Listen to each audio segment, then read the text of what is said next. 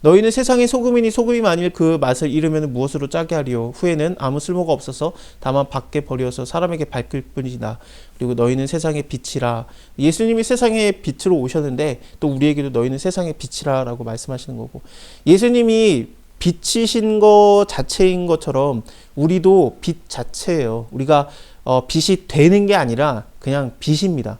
예수님이 하나님의 아들인 것처럼 그냥 그 존재 자체인 것처럼, 그래서 우리도 너는 세상의 빛이 되어라가 아니라 이미 너희는 세상의 빛이다. 그래서 이 빛이 어둠 가운데 임해가지고 밝게 비쳤는데, 성경에서 보면은 사실은 어둠을 밝게 비치는 게 빛이에요. 그래서 어둠이 늘 전제가 돼야 돼요.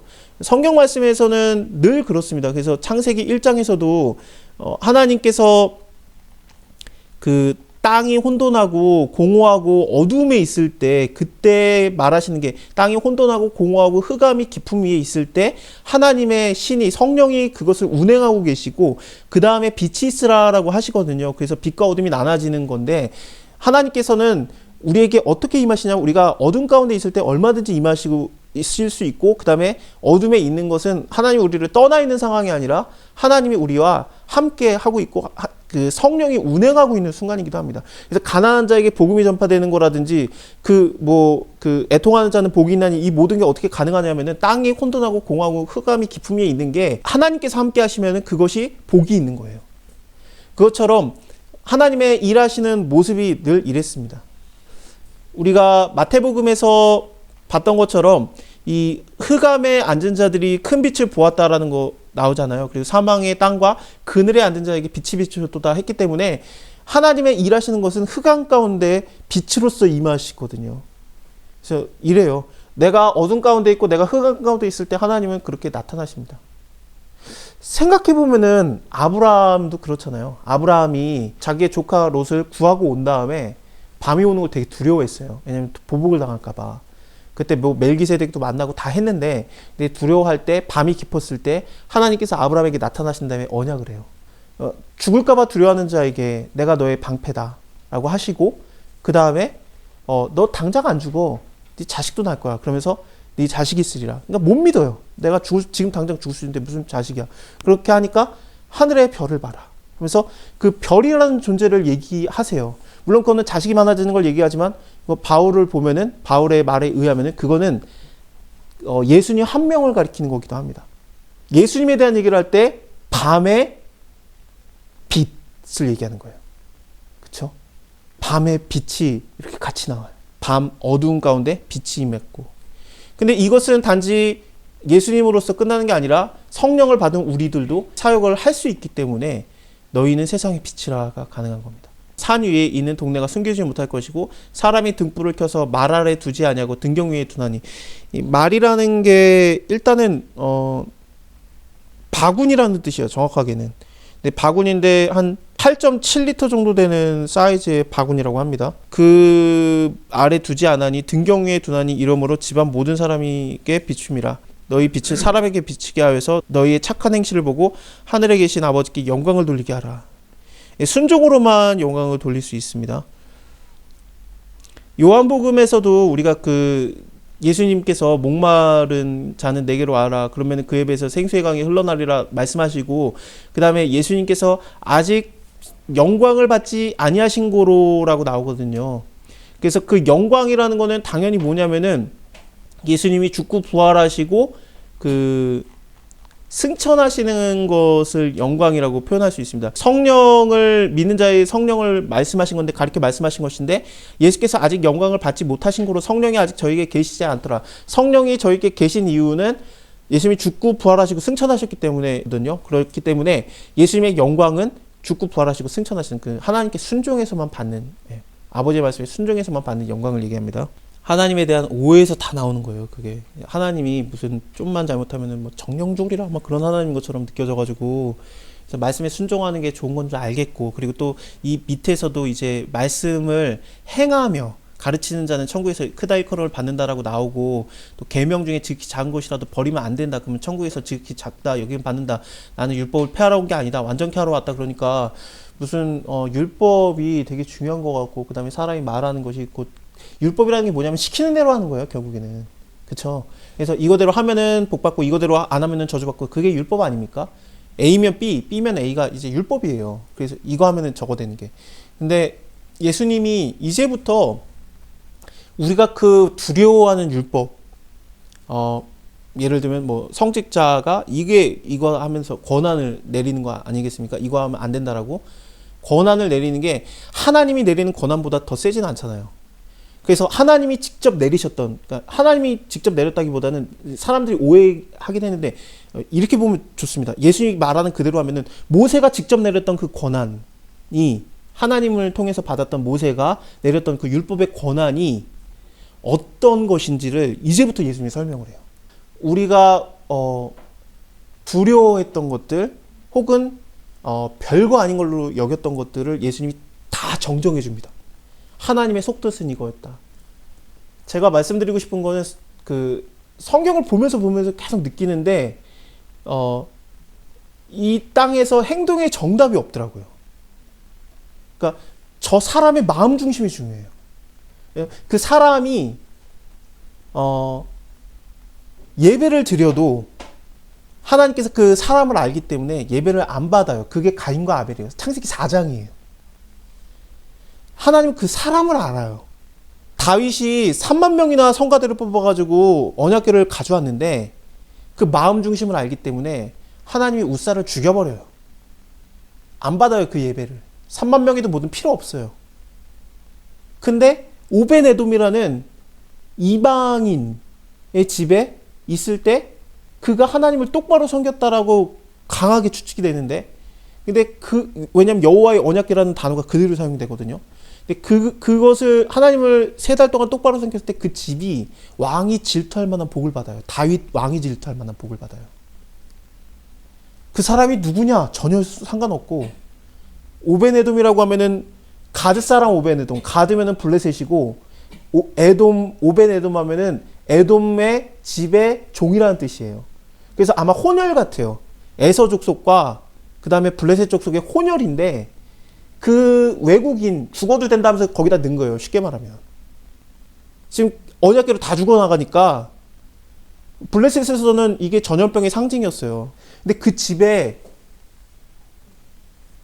그 하나님을 똑바로 섬겼더니 3달 만에 성경에 93명의 그 가문의 사람들이 나와요. 이름이 잘잘하게 나오는 건 아니에요. 그러니까 이 오베데돔의 가문에서 60명이 무슨 일을 했고 30명이 무슨 일을 했고 이런 식으로 나와요. 근데 그 숫자를 따져봤더니 93명 혹은 97명이에요. 그 사람들이 하나님의 일을 하는 지도자와 성직자와 엄청난 사람들로 다 올라선다고요. 이름도 없던 사람이었는데. 그래서 하나님이 겉모습을 보지도 않고 우리의 속마음을 봐요. 그 사람의 행동이 예를 들면은 저번에 화요일날 1시간 가까이 치열했는데 포도주 먹어도 되냐 안 되냐. 근데 결론이 뭐냐면요, 그 사람이 중심이에요. 포도주를 먹는 게 성경에 죄라고 나옵니까? 딱히 없어요. 예수님이 제자들한테 포도주를 먹였는데, 예수님이 십자가 졌을 때 쓸개즙과 흰포도주를 먹어요. 입에 대고 뱉었냐? 아니에요. 그 시편 69편을 보면 그들이 나에게 마시었나이다 그래요. 쓸개와 초를, 포도의 초를 마셨나이다 그래요. 마신 거예요.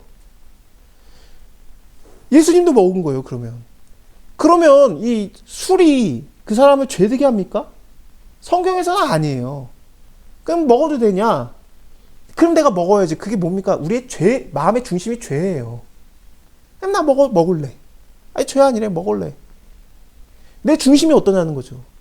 그래서 우리가 거기에서 어디까지 발전을 했냐면은 잠언 31장에서 르무엘의 엄마의 잠언이 나와요. 이렇게 잠언의 마지막 장인데 여성 잠언입니다. 근데 르무엘이라는 왕의 엄마인데, 그 엄마가 내 아들아, 내 금이야 옥이야, 내가 서운해가지고 얻은 아들아, 내가 너에게 무슨 말을 해줄까 한 다음에 하는 말이 뭐냐면은 술 먹지 마. 그 얘기부터예요. 잠언이에요. 잠언. 자, 그게 하나님의 말씀인데 르무엘의 엄마의 마음이 똑같을까? 우리는 왕 같은 제사장이니까 우리 왕에게 적용이 되는 거거든요. 우리에게도. 근데 그거를 다 떠나서 루멜이 먹는 게 옳습니까? 안 먹는 게 옳습니까? 안 먹는 게 옳아요. 왜냐? 엄마가 먹지 말라고 하니까. 부모를 공경해라. 그거 하나로 안 먹는 게 맞아요. 내가 여기서 술 먹고 저기에서 쓰러져서 토하고 있는 거를 내 부모님이 보면은 기뻐하실까? 부모님을 공경해라. 그 한마디에 안 먹는 게 옳아요. 그게 성경 말씀이에요.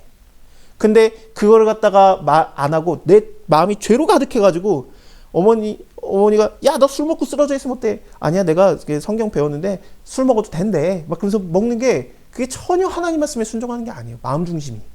죄에서 나오는 거예요, 그게 다. 그래서 내가 이 행동을 하든 하지 않든 내 마음이 어디 있냐가 중요해요. 예수님께서는 창기와 함께 밥을 먹었고 겉보기엔 이상하죠. 예수님이니까 괜찮은 것 같아요. 제자들과 같이 밥 먹었는데. 근데 예수님이 밥을 먹었어요. 우리가 받아들일 수 있을 것 같죠? 못 받아들여요. 겉모습이 중요한 게 아닌데, 그러니까 율법주의라는 게 다 그래요. 이거 하면은 이렇게 된다, 저거 하면 저렇게 된다. 그거를 말할 수 있는 사람은 세상에 솔직히 없어요. 왜냐하면 하나님께서는 중심을 보는데 그 사람의 중심이 어떤 상황인지는 하나님만 아세요. 그러니까 요셉이 총리가 됐는데 겉모습은 전부 다 그 애굽 사람이었어요. 애굽 우상숭배의 상징의 나라입니다. 이름도 바뀌었어요. 사브레바네아로 바뀌지 않습니까? 신들이 말하기를 그를 여기 살게 하라. 예요, 이름이. 애굽의 신들이 말하기를 그를 여기 살게 하라. 영주권 받은 건데 솔직히 그 이름이 근데 그 이름도 그렇고 그 다음에 그 부인이 누굽니까? 온 땅의 제사장이에요. 온 땅의 제사장이 딸과 결혼해. 온 땅이라는 게 모든 땅이 아니라 온이라는 땅이 있어요. 그게 예레미야에서도 뭘로 나오냐면 하늘의 여신에게 경배하는 땅이라고 나와요. 그게 그 애굽의 베세메스라고 나옵니다. 거기가 온 땅이에요. 태양신을 숭배하는 땅이에요. 태양신을 숭배하는 제사장이 딸과 결혼했어요. 쉽게 말하면은 제가 무당 딸과 결혼한 거예요. 괜찮습니까? 수염을 깎아요. 파라오 앞에 쓸 때. 수염을 안 깎아요, 유대인들은. 근데 그 머리를 깎고 수염을 깎고 파라오 앞에 쓰지 않습니까? 옷 갈아입고. 옷이 무슨 옷이었겠습니까? 애굽의 옷이에요. 형들이 못 알아봐요, 요셉을. 10명이 한 번에 못 알아봐요. 이상하지 않아요? 완전 바뀐 거예요. 언어까지 애굽말을 했어요. 그래서 중간에 통변을 뒀고 통역을 둬서 애굽말로 했고 그 말은 뭐냐면 겉모습이 완전히 애굽 사람이에요. 거기다가 애굽의 옷과 애굽의 파라오의 인장만 지키고 있고 겉모습은 애굽 사람인데 이름까지도 전부 다. 근데 하나님은 중심을 봐요. 요셉이 예수님의 그림자예요. 그럼 그렇게 하면 괜찮냐? 속만 괜찮으면 된다. 다니엘 보세요. 다니엘은 죽었다 깨나도 겉모습까지 자기는 유대인이어야 돼. 나 안 먹겠나이다. 우리가 어떻게 판단합니까? 그래서 중심은 하나님만 알아요. 율법으로 누가 말하든 뭐 가족이 말하든 이러면은 하나님이 말하는 거랑 순종하는 게 아니야. 벌 받지. 그러는 거는 사실은 아니에요. 마음에 감동을 주고 계속 가르쳐 주시고 못 알아듣고 잘못 가면은 또 가르쳐주고 또 가르쳐주고 이렇게 말하면 알아들을까 저렇게 말하면 알아들을까 하면서 많은 걸로 동원해서 우리에게 길을 인도하십니다. 그리고 그걸 순종하는 것도 하나님 우리에게 마음에 감동을 줘서 그래요.